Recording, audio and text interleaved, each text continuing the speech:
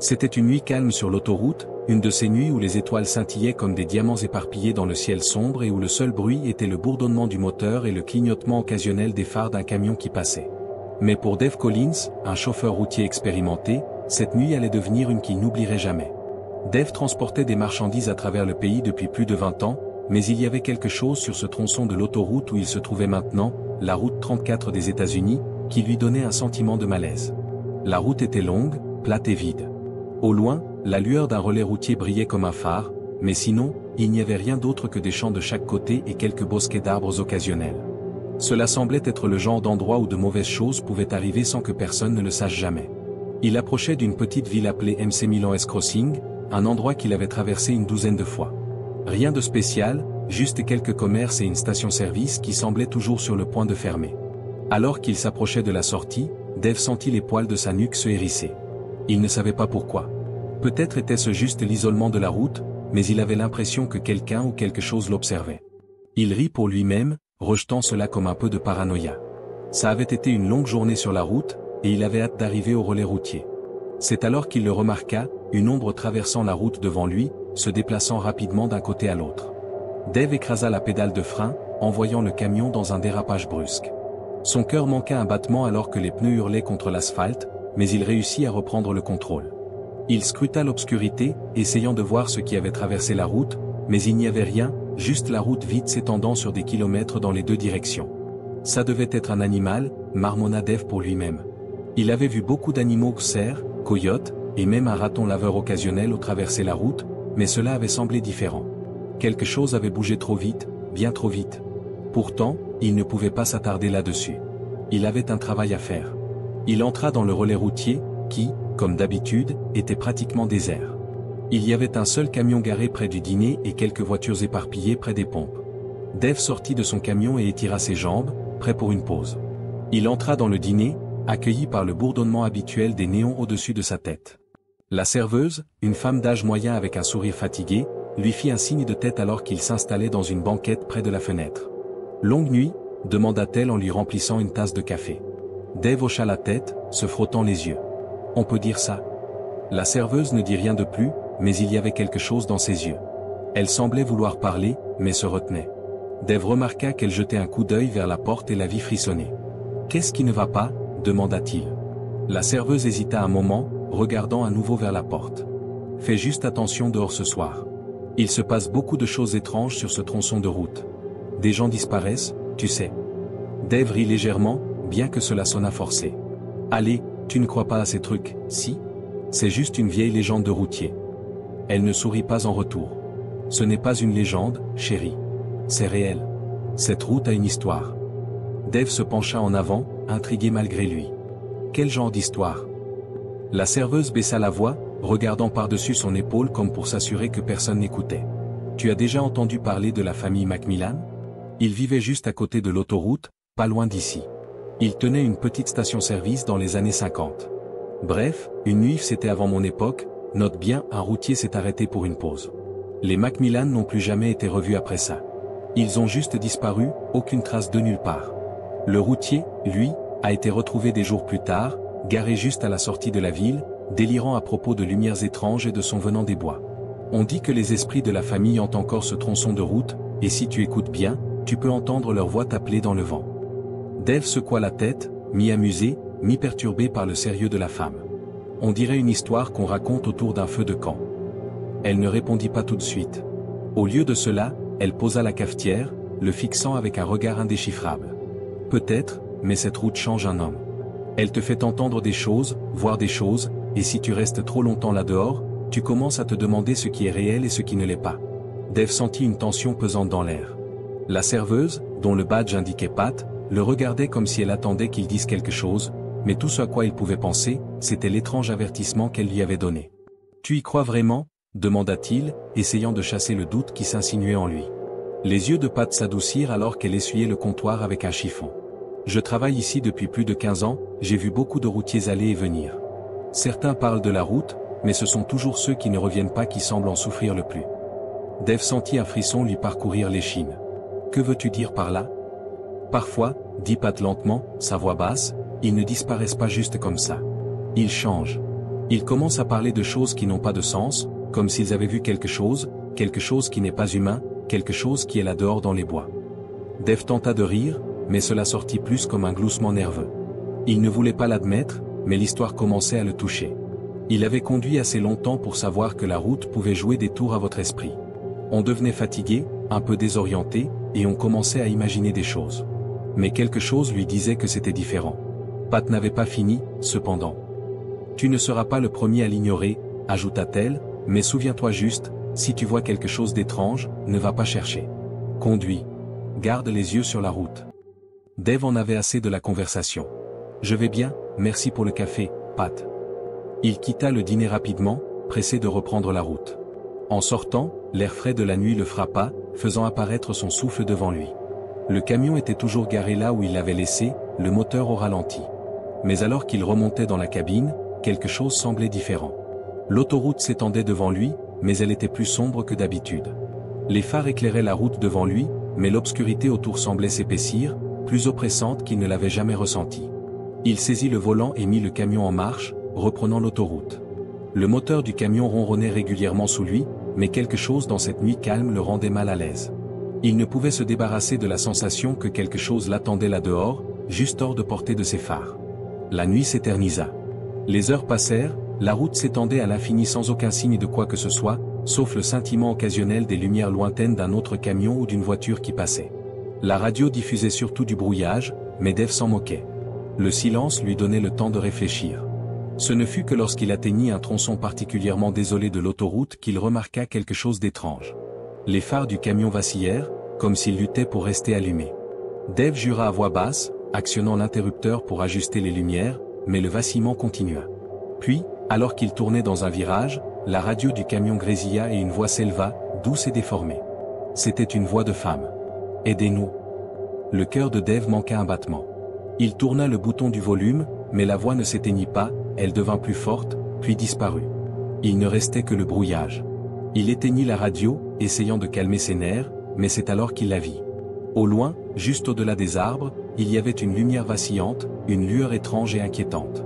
Ce n'était pas le genre de lumière habituelle provenant d'un camion lointain ou d'une maison. Cette lumière semblait surnaturelle, presque d'un autre monde. Instinctivement, Dave écrasa les freins. Son camion dérapa jusqu'à s'arrêter au milieu de la route, les phares éclairant le tronçon sombre et vide devant lui. Il se pencha en avant, plissant les yeux vers la lumière au loin. Elle venait des bois, juste à côté de la route. Elle clignotait, apparaissant et disparaissant, comme une lanterne ou quelque chose de pire. Il resta là, regardant la lueur pendant un long moment. Le silence était oppressant, étouffant. Il y avait quelque chose dans cette lumière qui le faisait se sentir glacé à l'intérieur, comme si elle l'attirait, l'appelait. Ses doigts planaient au-dessus du levier de vitesse. Il pouvait continuer, prétendre qu'il n'avait rien vu. Mais quelque chose, une sensation profonde et viscérale, lui disait que s'il ne découvrait pas ce qu'était cette lumière, il le regretterait. Contre son meilleur jugement, Dave tourna légèrement le volant, dirigeant le camion hors de la route vers la lueur vacillante. Le camion rebondit sur le terrain accidenté, mais il continua, ses phares éclairant les arbres devant lui, leurs branches tordues s'étendant comme des mains squelettiques. Plus il avançait, plus la lumière devenait intense, et plus il s'approchait, plus Dave réalisait que ce n'était pas du tout une lanterne. La lueur semblait émaner du sol lui-même, projetant une teinte surnaturelle sur tout ce qui se trouvait à sa portée. Et puis, il la vit, une silhouette debout seule dans les bois, baignée dans cette lumière étrange. C'était une femme. Ses vêtements étaient en lambeaux, ses cheveux pendaient en mèches sauvages autour de son visage. Ses yeux étaient grands ouverts, fixes, le regardant directement avec une expression vide et creuse. Elle ne bougeait pas, ne parlait pas, mais l'air autour d'elle semblait crépiter d'une énergie qui faisait frissonner Dave. Il se figea. Son cœur battait dans sa poitrine alors qu'il fixait la silhouette. Il voulait faire demi-tour, s'enfuir, mais il ne pouvait pas. C'était comme si quelque chose le retenait là, le forçant à regarder. Puis, comme si elle sentait sa peur, la femme leva lentement une main et pointa vers lui. Son doigt s'étendit vers le camion. Le monde autour de Dave sembla se figer. Il ne pouvait ni bouger ni respirer. Le doigt de la femme pointait directement sur lui, ses yeux ne quittant jamais les siens. Et puis, aussi vite que tout avait commencé, la femme disparut dans l'obscurité. Dave écrasa la pédale d'accélérateur, le cœur battant la chamade. Le camion bondit en avant, revenant sur la route principale, et il ne regarda pas en arrière. Le reste du trajet fut un flou. Ses mains serraient le volant si fort que ses jointures blanchirent. Son esprit était envahi par des pensées sur ce qu'il venait de voir. Était-ce réel ou l'avait-il imaginé? Il n'y avait aucun moyen de le savoir, mais au fond de lui, il savait qu'il ne pouvait pas l'ignorer. Lorsqu'il atteignit la ville suivante, le ciel commença à s'éclaircir avec les premières lueurs de l'aube. Il s'arrêta dans un autre relais routier, à peine capable d'empêcher ses mains de trembler. Il gara le camion et resta là un long moment, essayant de rassembler ses pensées. Quand il sortit enfin du camion, le sentiment de malaise persistait dans son ventre. Il avait survécu à une autre nuit sur la route, mais quelque chose lui disait que la route n'en avait pas fini avec lui. La fois suivante qu'il passerait par MC Milan S-Crossing, il ne serait pas aussi prompt à ignorer les avertissements. Dave dormit à peine ce matin-là. Même avec le soleil qui se levait au-dessus du relais routier, baignant tout de lumière dorée, il ne pouvait se débarrasser du sentiment de malaise qui s'accrochait à lui comme une seconde peau. Ses mains tremblaient légèrement alors qu'il sirotait son café à l'intérieur du dîner, regardant l'autoroute à travers la fenêtre graisseuse. Quelque chose l'avait suivi hors de cette forêt, il en était sûr. Ce n'était pas juste de la paranoïa. Il savait que la route jouait des tours aux esprits fatigués, mais c'était différent. Cette femme, la manière dont elle se tenait dans la lueur, la façon dont ses yeux vides se fixaient sur lui, tout cela était gravé dans sa mémoire comme une marque au fer rouge. Et la manière dont elle l'avait pointé du doigt, c'était la pire partie. Cela ressemblait à un avertissement, ou pire, à une malédiction. Alors qu'il buvait son café, il aperçut son reflet dans la fenêtre. Il avait l'air pâle, épuisé, différent. Il se frotta les yeux, secouant la tête. « Ressaisis-toi, Dave. » C'était probablement juste la fatigue, une longue route, une imagination trop active et une histoire effrayante de la serveuse qui avait planté une mauvaise graine dans sa tête. Ça devait être ça. Pat, la serveuse de la nuit précédente, passa devant sa table, remplissant les tasses de café. Elle s'arrêta en le voyant. « Tu es encore là ?» demanda-t-elle, ses sourcils se fronçant d'inquiétude. Dave haussa les épaules. « Je n'ai pas bien dormi. » Pat soupira, jetant un coup d'œil vers la porte d'entrée. « Tu as vu quelque chose, n'est-ce pas ?» Il hésita avant de répondre. « Je ne sais pas ce que j'ai vu. » Elle posa la cafetière et s'appuya contre le comptoir. « Tu n'es pas le premier, tu sais. Les routiers qui voient des choses sur cette route, ils reviennent toujours différents, ou ils ne reviennent pas du tout. » Dave fronça les sourcils. « Que veux-tu dire par différent ?» Pat expira lentement, croisant les bras. « J'avais un habitué ici, il s'appelait Johnny Moore. Un bon gars, il conduisait le même tronçon que toi. Une nuit, il est entré ici, pâle comme un fantôme, disant qu'il avait vu quelque chose dans les arbres, une femme, une lueur, exactement comme toi. Il n'a plus jamais été le même après ça. Il a commencé à voir des choses, à entendre des voix. Un jour, il a juste disparu. Son camion a été retrouvé garé sur le bas-côté, mais Johnny n'était plus là. » Un frisson glacé parcourut Dave. Ils ne l'ont jamais retrouvé? Pat secoua la tête. Pas une trace. Dave ne savait pas quoi dire. Il n'avait jamais été du genre à croire aux fantômes ou aux malédictions, mais ça devenait trop réel. Et puis quelque chose lui vint à l'esprit. « Que se passe-t-il si tu la revois ?» demanda-t-il. Le visage de Pat s'assombrit. « Ne fais pas ça, dit-elle fermement. Quoi que ce soit, quoi qu'elle veuille de toi, tu ne veux pas le savoir. Continue juste à conduire, Dave. » Il déglutit difficilement. Une partie de lui voulait rire de tout ça, mais au fond, il savait qu'elle avait raison. Il devait partir maintenant. De retour sur la route à midi, Dave était de nouveau au volant, se dirigeant vers l'ouest, loin de MC Milan S-Crossing. Il gardait les yeux sur la route, serrant le volant si fort que ses jointures blanchissaient. Plus il s'éloignait de ce tronçon maudit de l'autoroute, mieux il se sentait. Peut-être que tout était dans sa tête. Peut-être que c'était un rêve, une hallucination causée par l'épuisement. Il alluma la radio pour se distraire, passant d'une station à l'autre jusqu'à ce qu'il tombe sur du rock classique. La musique l'aida à calmer ses nerfs pendant un moment. Puis, juste au moment où il commençait à se détendre, le brouillage revint. Dave fronça les sourcils, tapotant la radio. La station était claire il y a un instant, mais maintenant, ce n'était plus que du bruit blanc. Puis il l'entendit, un murmure. « Dave !» Il faillit sortir de la route, écrasant les freins. Il se gara sur le côté de l'autoroute, respirant fort. Le murmure avait été si doux, si faible, mais il savait ce qu'il avait entendu. Quelqu'un avait dit son nom. La cabine du camion devint soudain étouffante. Son pouls battait dans ses oreilles. Il regarda autour de lui, scrutant la route, les arbres, l'étendue infinie de l'autoroute. Rien. Juste le silence. Il expira en tremblant. « Je perds la tête. » Il était sur le point de remettre le camion en marche quand il remarqua quelque chose dans le rétroviseur latéral, une silhouette debout à la lisière des arbres. Son sang se glaça. C'était elle, la femme. Elle se tenait juste hors de portée des lumières du camion, son corps à peine visible dans le faible soleil de l'après-midi. Sa longue robe en lambeaux flottait légèrement dans la brise. Ses cheveux pendaient sur son visage, et comme avant, elle le regardait fixement. Puis, lentement, elle leva la main et pointa vers lui. Dave sentit une douleur aiguë dans sa poitrine, comme si un poing invisible s'était refermé autour de son cœur. Sa vision se brouilla un instant, et il haleta, agrippant le volant pour se stabiliser. Quand il releva les yeux, elle avait disparu. Les cauchemars commencèrent cette nuit-là. Dave s'était réfugié dans un autre relais routier, mais il ne dormait pas. Chaque fois qu'il fermait les yeux, elle était là, debout au pied de son lit, pointant du doigt.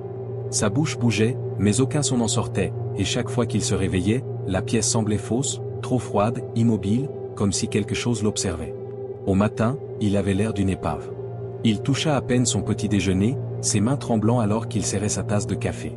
La serveuse de ce nouveau dîner, une jeune blonde dans la vingtaine, lui lança un regard inquiet. « Vous allez bien, monsieur ?»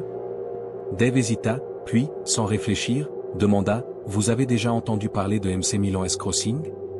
Son visage pâlit instantanément. « Où avez-vous entendu ce nom ?»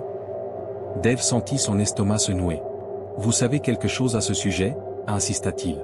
Elle se mordit la lèvre, jetant un coup d'œil autour d'elle comme si elle craignait que quelqu'un l'entende. « Cette route, c'est une mauvaise nouvelle. J'avais un oncle qui conduisait là-dedans. Il a dit la même chose, il a vu une femme dans les bois, un fantôme ou quelque chose comme ça.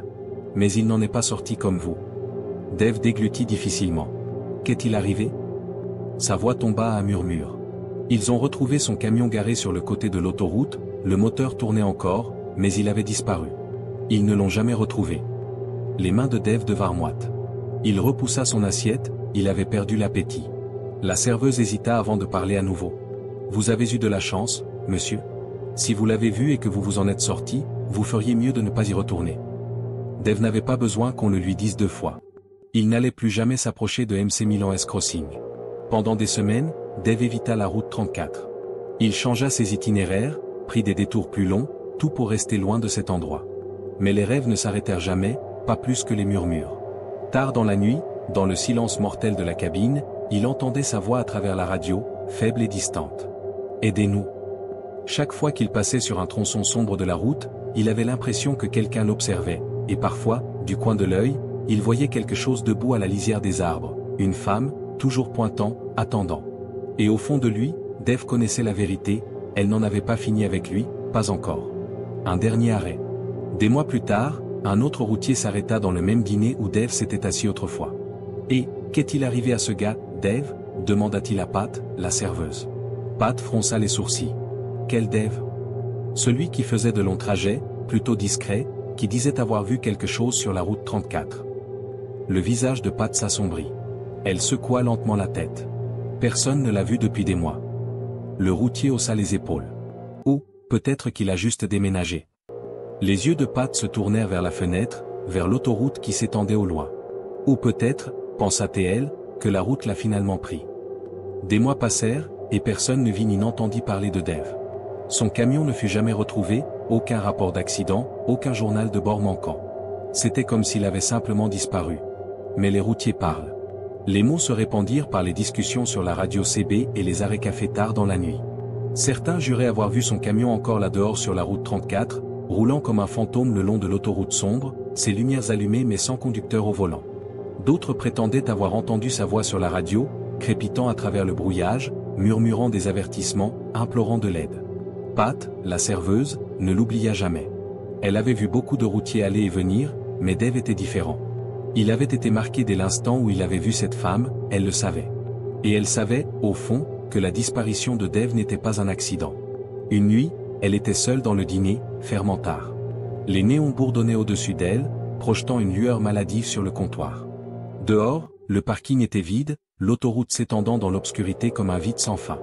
Puis elle l'entendit, le grondement d'un moteur. Elle se tourna, regardant à travers la vitre sale du dîner. Un camion s'était garé dans le parking, un camion familier. Son estomac se noua. Elle connaissait ce camion. C'était celui de Dave. Mais Dave n'était pas au volant. Les phares clignotèrent, le moteur tournait au ralenti, et puis une forme bougea sur le siège passager. Une silhouette. La femme des bois, celle qui l'avait pris. Elle était assise parfaitement immobile, ses yeux noirs et creux fixés sur Pat à travers la vitre. Le souffle de Pat se bloqua. Puis, lentement, de manière agonisante, la femme leva la main et pointa droit sur elle. Les lumières du dîner vacillèrent, la radio grésilla avec du brouillage, et juste avant que les phares du camion ne s'éteignent, juste avant que tout ne soit englouti dans l'obscurité, Pat jura avoir entendu une voix, brisée, désespérée, murmurer, « Cours !» La hantise de la route 34. Les routiers parlent encore du camion fantôme de Dave. Certains disent que si vous conduisez sur la route 34 par une nuit de brouillard, vous pourriez voir son camion dans votre rétroviseur, vous suivant, ses phares faibles, son moteur silencieux. Mais quand vous vous arrêtez, il disparaît. D'autres disent que si votre radio passe au brouillage sur cette route et que vous entendez une voix faible et suppliante murmurer « Aidez-nous », ne répondez pas. Et quoi qu'il arrive, ne vous arrêtez jamais pour la femme dans les bois, car une fois que vous la voyez, elle ne vous lâchera jamais, et la route non plus. Entrée finale dans le journal, une nouvelle victime. 1 an plus tard, un routier novice nommé Evan Carter prit son premier gros contrat. Il n'avait jamais entendu parler de MC Milan S-Crossing. Il n'avait jamais entendu parler de Dave. Une nuit, il s'arrêta dans un dîner déserté sur la route 34. L'endroit était vide, les lumières bourdonnaient, la cafetière à moitié pleine comme si quelqu'un venait juste d'y être. Sur le comptoir, il trouva une tasse de café froide, à côté, une radio CB encore allumée, grésillant de brouillage. Puis un murmure, « Cours !» Evan se tourna. À travers la vitre, dans la faible lueur du parking, il vit un camion au ralenti dans l'obscurité, un camion familier. Le siège du conducteur était vide, et sur le siège passager, une femme. Elle souriait, et lentement, elle leva une main et pointa. La route n'oublie jamais, et elle non plus. Nulle part où fuir. Le souffle d'Evan se bloqua dans sa gorge. La femme dans le camion l'observait, ses yeux creux et vides semblaient transpercer la vitre, sa peau, son âme. Elle ne clignait pas, ne bougeait pas, sauf sa main, pointant directement sur lui. Les poils de sa nuque se hérissèrent. Il n'était pas superstitieux, pas le genre de gars à avoir facilement peur, mais quelque chose à propos de ça semblait faux. Il avait entendu des histoires d'autres routiers, des murmures sur Dave Collins, le routier qui avait disparu, des histoires sur la route qu'il avait pris. Evan en avait ri, comme tous les novices. Plus maintenant. Quelque chose de surnaturel se passait. Son pouls battait dans ses oreilles, son instinct lui criait de partir. Lentement, il recula de la fenêtre, ses bottes grattant contre le carrelage du dîner. Sa main tâtonna pour trouver la poignée de la porte, son souffle venant en courte bouffée. Puis les phares du camion s'éteignirent, le parking fut englouti dans l'obscurité. Le cœur d'Evan s'arrêta presque. Il se tourna, courant vers la sortie du dîner. Dès que ses doigts touchèrent la poignée, la radio derrière lui grésilla, le même brouillage, la même distorsion étrange, et puis une voix, un homme, faible, distant, désespéré, « Elle n'est pas réelle. Sors avant qu'elle ne te prenne aussi. » Evan se figea, son sang se transforma en glace. Cette voix, c'était Dave. La chasse commence. Evan n'attendit pas d'en entendre plus. Il ouvrit la porte du dîner et courut dehors. L'air de la nuit était épais et lourd, pesant sur sa poitrine. Le parking était vide, le camion avait disparu, mais il ne faisait pas confiance à ça. Il sprinta vers son camion, ouvrit la porte et grimpa à l'intérieur. Ses mains tremblaient alors qu'il tournait la clé, le moteur rugissant à la vie, mais ses phares vacillèrent de manière erratique, un mauvais présage. Son cœur battait alors qu'il enclenchait la vitesse et prenait l'autoroute. Continue à conduire, ne t'arrête pas, ne regarde pas en arrière. C'était la règle, non? Mais quelque chose n'allait pas. Ses rétroviseurs étaient trop sombres. Evan déglutit difficilement et se força à regarder. Elle était sur son siège arrière. Un trajet avec les morts. La femme était assise parfaitement immobile, ses longs cheveux emmêlés couvrant la majeure partie de son visage, mais il pouvait encore voir ses yeux, vides, froids, l'observant. Le souffle d'Evan se bloqua dans sa gorge, son corps se figea. Elle n'est pas réelle, se dit-il, serrant le volant plus fort, ses jointures blanchissant. Mais ensuite, elle bougea. Lentement, ses lèvres s'écartèrent, elle murmura, douce comme la mort, « Laisse-moi entrer ». Evan ne pouvait plus respirer, ni penser. La cabine devint soudain plus petite, comme si les murs se refermaient sur lui. Sa vision se brouilla, sa tête battait, le brouillage de la radio devenait plus fort, et à travers lui, la voix de Dave perça, « Ne lui réponds pas. Ne la laisse pas entrer.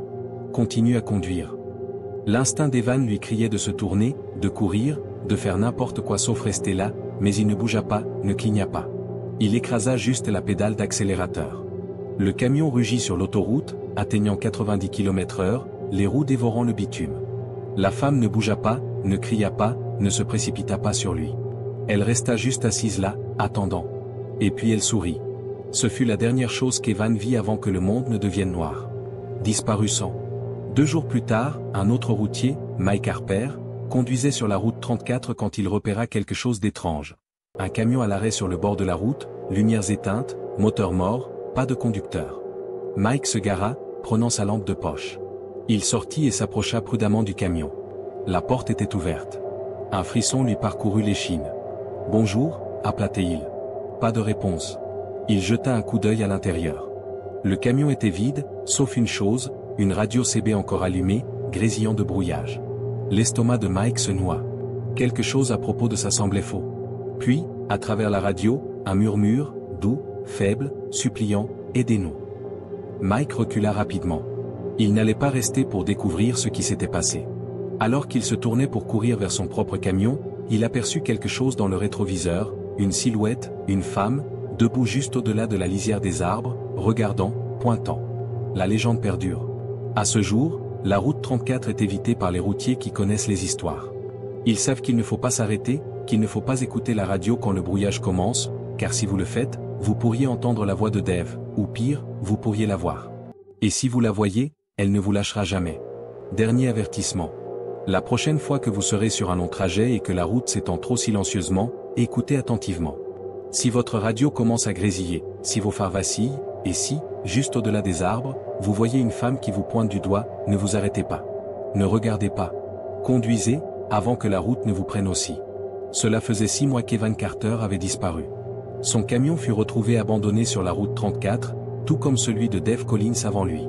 Pas de sang, pas de signe de lutte, juste une cabine vide, une radio CB au ralenti et un murmure persistant crépitant à travers le brouillage.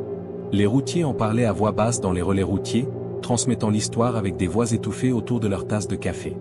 Encore un de parti. Ils ne retrouvent jamais les corps. Cette route n'est pas normale. Mais comme toutes les légendes, certains ne croient pas tant qu'ils ne l'ont pas vécu eux-mêmes. Comme Jack Reynolds, le dernier trajet d'un non-croyant. Jack était un routier vétéran, 20 ans sur la route, et il n'achetait pas les histoires de fantômes. Il avait entendu les murmures sur la route 34, les disparitions, la femme dans les bois, les camions hantés, mais Jack était un homme de raison, un homme de logique. Il pensait que ces routiers qui avaient disparu s'étaient soit enfuis avec la femme de quelqu'un d'autre, soit s'étaient mis dans des ennuis trop profonds, peut-être même avaient-ils mis en scène leur disparition pour toucher l'assurance. C'est pourquoi, quand il reçut une livraison tardive qui l'envoyait directement sur la route 34, il n'y réfléchit pas à 2 fois.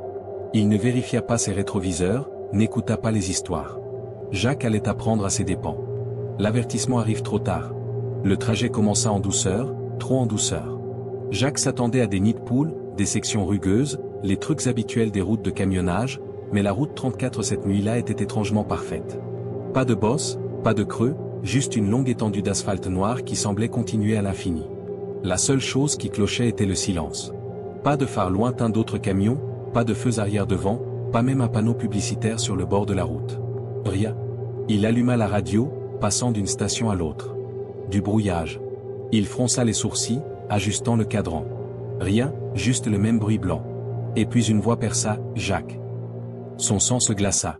Il n'avait pas dit son nom dans la radio. C'est quoi ce bordel? Jacques, arrête. La voix était faible, désespérée. Puis ça lui vint. Il reconnut la voix. Son cœur se mit à battre. C'était Evan Carter. La femme attend. Jacques arracha la radio CB de son support. Evan, c'est toi? Où diable as-tu été? Silence, puis un autre crépitement. Elle arrive. Les poils des bras de Jacques se dressèrent. Il alluma ses phares plus fort, scrutant la route. Il ne voyait toujours rien. Jusqu'à ce qu'il jette un coup d'œil à la lisière des arbres, et elle était là. Jacques sentit son estomac se nouer. Elle était plus proche que ce que les histoires décrivaient. Sa robe pendait en lambeaux, trempée comme si elle venait de sortir d'une rivière. Ses cheveux, longs et filandreux, collaient à son visage. Mais ce furent ses yeux qui firent geler les mains de Jacques contre le volant. Ils n'étaient pas juste creux, ils étaient morts, des puits sombres et vides ne réfléchissant rien. Et puis elle pointa. La route n'est plus sûre. Les instincts de Jacques lui criaient d'appuyer sur l'accélérateur, de conduire plus vite, mais quelque chose n'allait pas. Ses mains ne bougeaient pas. Ses bras étaient bloqués, ses doigts crispés autour du volant. Une poigne froide pressait contre sa poitrine, écrasant l'air de ses poumons. La femme ne bougeait pas, mais la pression s'intensifiait, comme si une force invisible s'enroulait autour de lui. Il haleta, sa vision vacillant, son corps paralysé. Et à travers le brouillage, la voix d'Evan revint, « Ne la regarde pas. Conduis. » Elle se nourrit de la peur. Jacques lutta contre la force qui le retenait. Il serra les dents, forçant son pied sur la pédale d'accélérateur. Le camion bondit en avant, le moteur rugissant. À l'instant où les roues tournaient plus vite, le poids écrasant se dissipa. Jacques aspira une grande bouffée d'air, ses mains libérées. Il saisit le volant et accéléra sur l'autoroute, n'osant pas regarder en arrière. Mais dans son rétroviseur, il la vit courir, suivant le camion. Ses pieds ne touchaient pas le sol, elle flottait juste en avant, son visage tordu dans un sourire surnaturel. Jacques ferma les yeux, se concentrant sur la route. Il ne regarda plus, ne pouvait pas. Et puis, aussi soudainement, elle disparut. Ce que la route prend, elle le garde. Jacques ne s'arrêta pas de conduire jusqu'à ce qu'il atteigne la frontière de l'état suivant. Il s'arrêta dans un relais routier, les mains tremblant si fort qu'il pouvait à peine tourner la clé pour couper le moteur. Quand il sortit enfin de la cabine, il réalisa que sa radio CB était encore allumée et que le brouillage n'avait pas cessé. Prenant une profonde inspiration, il tendit la main vers le cadran. Juste au moment où il allait l'éteindre, le brouillage changea. Une nouvelle voix perça, une voix familière. « Jacques !» L'estomac de Jacques se noua. Ce n'était pas Evan. C'était sa propre voix qui lui répondait depuis la radio. Jacques fixa la CB, son sang se transformant en glace. Et puis un murmure, si doux qu'il l'entendit à peine, « Tu es le prochain ». Les lumières du relais routier vacillèrent, une ombre passa derrière lui, et dans le rétroviseur de son camion, la femme se tenait là, souriante, pointant. Et le brouillage ne s'arrêta pas. La hantise ne finit jamais. Les routiers racontent encore l'histoire de Jacques Reynolds, le dernier homme qui pensait pouvoir la distancer. Certains disent qu'il n'a plus jamais parlé de ce qui s'était passé. D'autres disent qu'il est devenu fou, refusant de prendre des contrats longue distance. Mais une chose sur laquelle tout le monde est d'accord, le camion de Jacques disparut un an plus tard, tout comme celui de Dave, tout comme celui d'Evan. Un autre camion vide retrouvé au ralenti sur la route 34, pas de conducteur, pas de signe de lutte, juste la radio CB grésillant de brouillage. Et si vous écoutez tard dans la nuit, quand la route est vide, vous pourriez entendre un murmure, une voix appelant, implorant, aidez-nous. Mais ne répondez pas, ne vous arrêtez pas, car si vous le faites, elle saura votre nom. Et une fois qu'elle connaît votre nom, vous appartenez à la route pour toujours. Dernier avertissement. La route 34 appelle encore. Les routiers passent toujours par là. Certains prennent des détours, ignorent l'histoire, mais ceux qui la voient, ceux qui entendent leur propre voix sur la radio, ne s'en sortent pas. Ils deviennent une partie de la légende de la route elle-même. Et tard dans la nuit, quand vous êtes sur un tronçon vide d'autoroute avec rien d'autre que le bourdonnement de vos pneus et le murmure du vent, vérifiez vos rétroviseurs. Écoutez attentivement. Et si vous voyez une femme debout sur le bord de la route, ne vous arrêtez pas, ne regardez pas, conduisez juste. Car une fois que vous la voyez, elle vous a déjà vu, et elle ne lâche jamais. L'estomac de Travis se noie, ses mains devinrent moites sur le volant. Quelque chose dans cette voix n'était pas normal.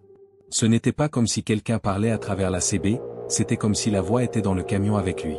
Il déglutit fort, força un rire. Bien essayé, mec. Je ne tombe pas dans les histoires de fantômes.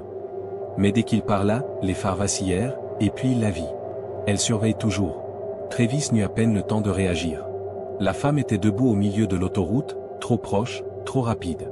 Il tira sur le volant à droite, le camion dérapa, les pneus hurlant contre le bitume.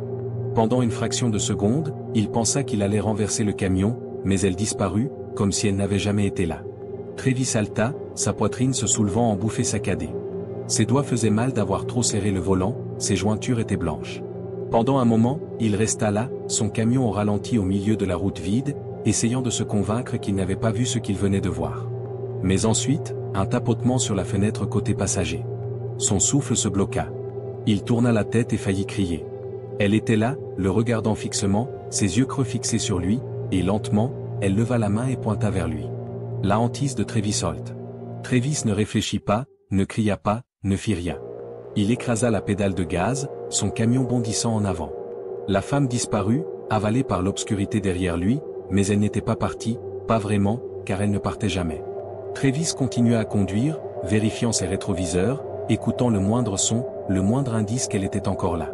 Et puis la radio CB grésilla, un léger brouillage, puis une voix familière, la sienne. Le corps de Travis devint glacé. Il fixa la radio avec horreur, puis la voix parla encore, elle est déjà à l'intérieur. Son sang se figea.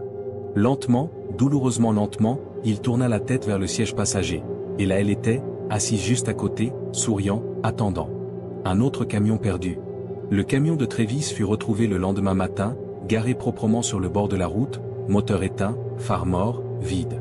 Aucun signe de lui, pas d'empreinte, rien, juste la radio CB encore allumée, grésillant de brouillage. Et si vous écoutiez attentivement, vous pouviez entendre quelque chose, un murmure doux, suppliant, « Aidez-moi ».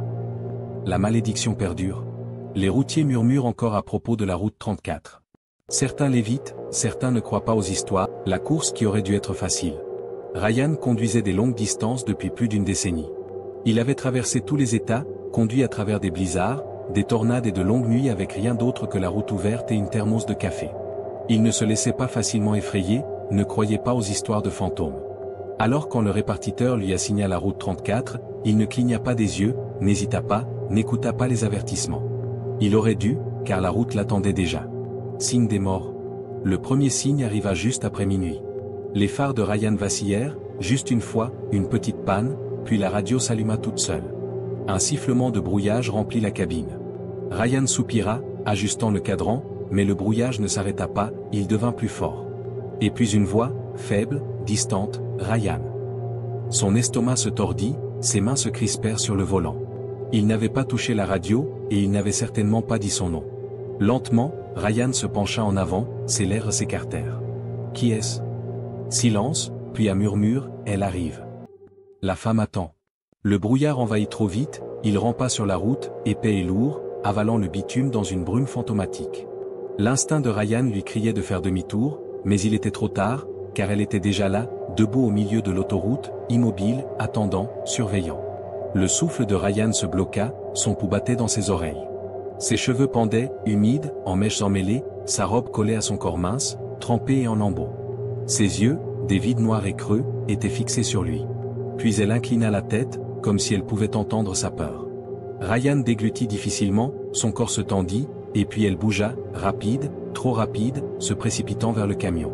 Ryan tira sur le volant, les pneus hurlèrent, son camion dérapa sur la route, et quand il regarda en arrière, elle avait disparu. Mais elle n'était pas vraiment partie. Le souffle de Ryan venait en bouffées saccadées, sa poitrine se soulevait.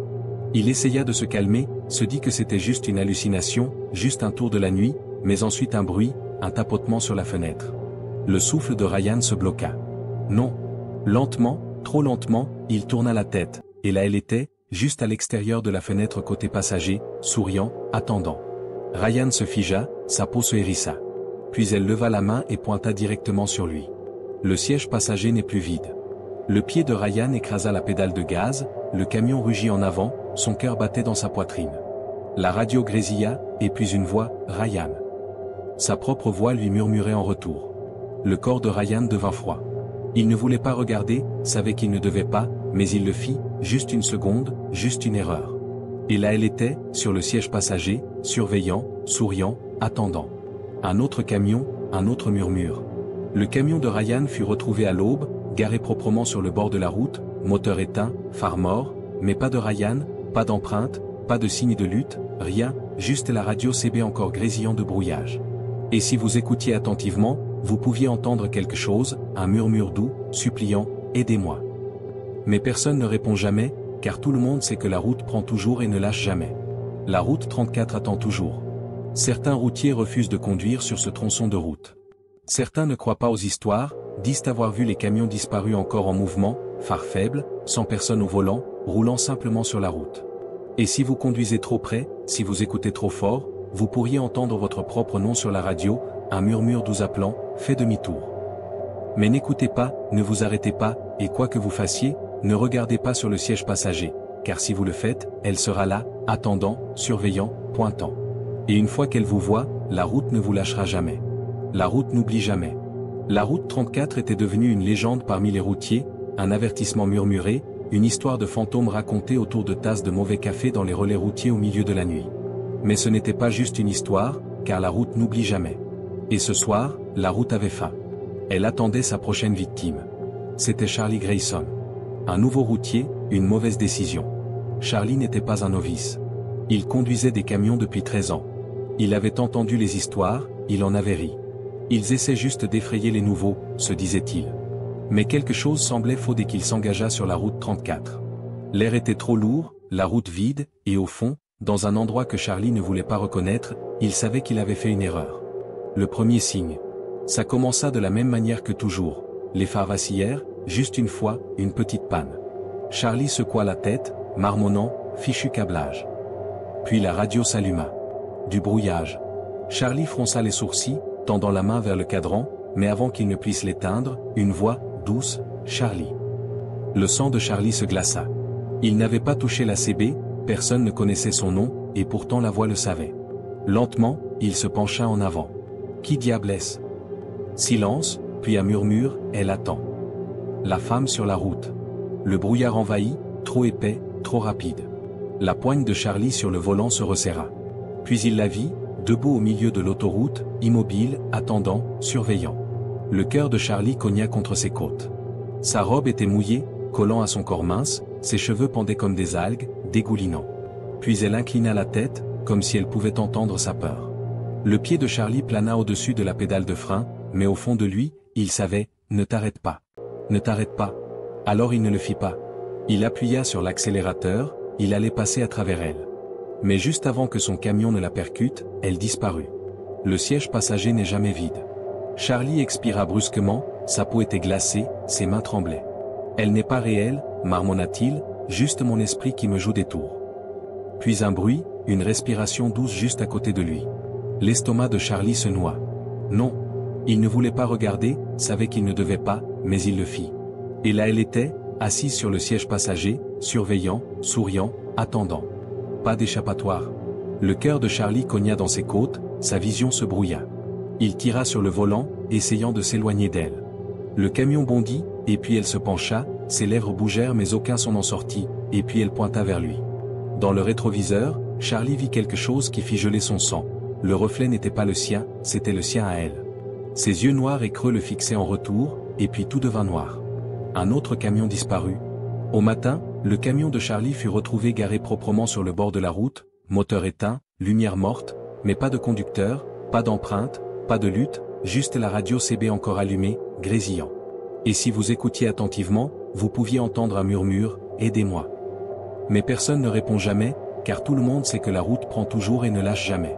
La route 34 attend toujours. Certains routiers refusent de prendre ce tronçon de route. Certains ne croient pas aux histoires, disent avoir vu les camions disparus encore en mouvement, roulant encore, mais sans conducteur au volant. Et si vous vous approchez trop, si vous écoutez trop fort, vous pourriez entendre votre propre nom sur la radio, un murmure doux appelant, fais demi-tour. Mais n'écoutez pas, ne vous arrêtez pas, et quoi que vous fassiez, ne regardez pas sur le siège passager, car si vous le faites, elle sera là, attendant, surveillant, pointant. Et une fois qu'elle vous voit, la route ne vous lâchera jamais. La route dort. La route 34 avait réclamé un autre conducteur. Charlie Grayson était parti, tout comme Ryan Callaway, tout comme Mark Decker, tout comme Travis Holt. Leur camion était toujours retrouvé, moteur encore en marche, radio CB encore grésillant, mais les conducteurs disparus. Et maintenant, la route avait faim à nouveau, car la route ne dort jamais. Et ce soir, elle avait les yeux sur Lucas Meyer. Un dernier trajet. Lucas était un survivant. Il conduisait des camions depuis plus de 20 ans. Il avait entendu les histoires, contrairement aux autres, il y croyait. Il avait connu Dave Collins, avait rencontré Evan Carter une fois dans un relais routier, avait entendu la voix de Ryan Callaway sur la CB après qu'il avait déjà disparu. Et pourtant, il était là, roulant droit dans la gueule de la route 34, car Lucas savait une chose que les autres routiers n'avaient pas compris. La route n'était pas maudite, elle était vivante. Et ce soir, Lucas allait mettre fin à cela ou mourir en essayant. L'avertissement arrive trop tard. Lucas était sur la route 34 depuis 2 heures quand ça commença. D'abord les phares vacillèrent, puis la radio s'alluma. Du brouillage. Lucas garda sa main ferme sur le volant. Puis une voix, Lucas. Son estomac se crispa. Il expira brusquement. Je sais ce que tu es, dit-il. Silence, puis un murmure, tu n'aurais pas dû venir. Lucas serra les dents. Il n'était pas comme les autres. Il n'était pas là pour fuir, mais pour en finir. La route riposte. Le brouillard arriva, plus épais qu'avant, il avala la route comme une chose vivante. Lucas plissa les yeux. Il avait déjà vu ce tour. Puis, au loin, elle apparut, debout au milieu de la route, cheveux dégoulinants, yeux sombres et vides. Et cette fois, elle n'était pas seule. Derrière elle, les routiers disparus, Dave, Evan, Ryan, Travis, Charlie. Leur corps tordu, leur visage pâle et vide, mais leurs yeux hurlaient. Ils étaient piégés, et ils l'avertissaient de faire demi-tour. Mais Lucas ne faisait pas demi-tour, pas ce soir. La bataille finale. Lucas écrasa l'accélérateur, le camion rugit en avant. La femme ne bougea pas, pas plus que les autres. Ils restèrent juste là, attendant. Puis, juste au moment où le camion allait les percuter, tout devint noir. Perdu dans le vide. Lucas ouvrit les yeux, mais il n'était plus dans son camion. Il était ailleurs, dans un endroit faux. Le ciel était noir, l'air épais et silencieux. Devant lui, la femme se tenait là, attendant. Derrière elle, les routiers disparus étaient immobiles, leurs yeux creux, leurs visages vides. Puis la femme parla, sa voix venant de partout et de nulle part, « Tu n'as rien à faire ici. » Lucas serra les poings. Il avança. « Je suis venu pour t'arrêter. » La femme inclina la tête, puis elle sourit, un sourire tordu, brisé. « Tu ne peux pas arrêter la route. » Évasion, ou du moins le pensait-il. Lucas sentit qu'on le tirait en arrière. L'obscurité s'estompa, et soudain, il était de retour dans son camion, le moteur hurlant, la route devant lui s'étendant à l'infini. La radio CB grésilla, puis à travers le brouillage, un murmure, court. Ce n'était pas la voix de la femme, c'était celle de Dave. Lucas appuya sur l'accélérateur, le camion rugit en avant, les phares vacillèrent puis restèrent allumés. Quand il vérifia son rétroviseur, la femme avait disparu. A-t-il gagné? Lucas sortit vivant de la route 34, mais il connaissait la vérité. La route n'était pas partie. Elle serait toujours là, attendant, chassant, prenant plus de routiers. Car la guerre de la route 34 ne finit jamais. Et Lucas, il entend encore les murmures tard dans la nuit, à travers le brouillage de l'obscurité, une seule voix appelant « Reviens ». Mais il ne le fera jamais, car une fois que vous échappez à la route, vous ne revenez jamais. Sinon, elle vous prend pour de bon. Dernier avertissement. La route surveille encore. Certains routiers disent que la route 34 devient plus forte. Certains disent que les routiers disparus sont encore là dehors, conduisant encore, murmurant encore. Et si vous entendez votre nom sur la radio, si vous voyez une femme debout sur la route, si vous sentez quelque chose vous observer depuis le siège passager, ne vous arrêtez pas, n'écoutez pas, et quoi que vous fassiez, ne regardez pas dans le rétroviseur, car si vous le faites, elle sera là, attendant, surveillant, pointant. Et une fois qu'elle vous voit, la route ne vous lâchera jamais. À passe. Il y a des routes qui ne lâchent jamais, des routes qui dévorent les âmes de ceux qui osent les parcourir. La route 34 en fait partie. Ce n'est pas juste une autoroute, c'est un endroit où les vivants rencontrent les morts. Et pour Jordan Reyes, ce serait la route qui mettrait fin à son voyage pour toujours. Un nouveau conducteur à l'horizon. Jordan Reyes était jeune. Il n'avait conduit des camions que depuis quelques années, mais il était ambitieux, avide. Il avait entendu les murmures sur la route 34, mais il était un homme de logique. C'était juste une histoire de fantôme, non? Une superstition idiote, ou peut-être pas. Jordan ne croyait pas au surnaturel. Il ne croyait ni aux fantômes ni aux esprits, ni à quoi que ce soit qui n'avait pas d'explication rationnelle. Mais quand son répartiteur l'envoya sur la route 34, il n'avait pas le choix.